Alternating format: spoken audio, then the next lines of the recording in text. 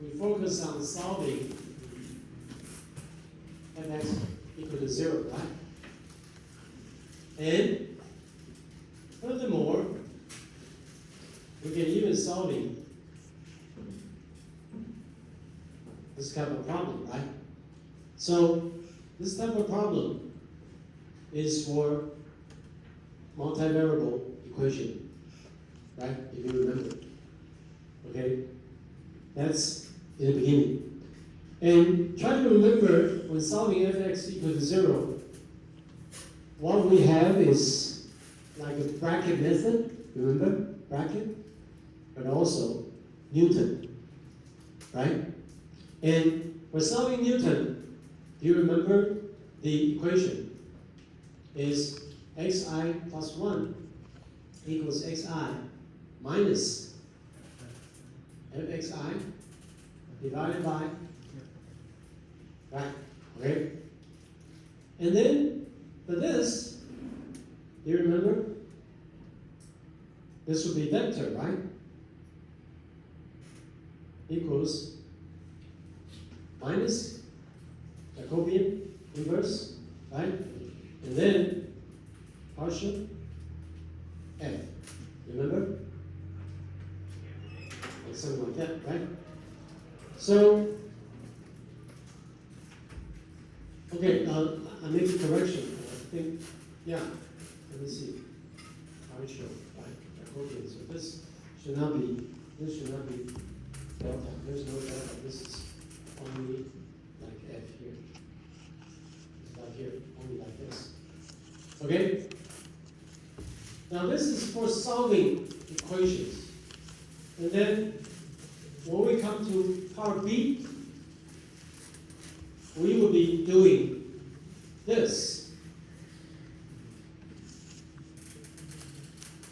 This is optimization problem, right? Remember? And to do optimization, it basically is differentiation. So we say this vector equals partial f partial x. Remember this, right? And remember this is like a xi, right? Then this can be set as f1, f2, all the way to fn, and this also equals 0, right? So then you can use this. You can use this to do this problem, right? So you can use this method to solve this problem, right? Now, this is Newton method. This is Newton method. And yet we know Newton method is fast, the second order is fast. However, in solving this problem, when doing minimization, we say because gradient descent, if you have a problem like this,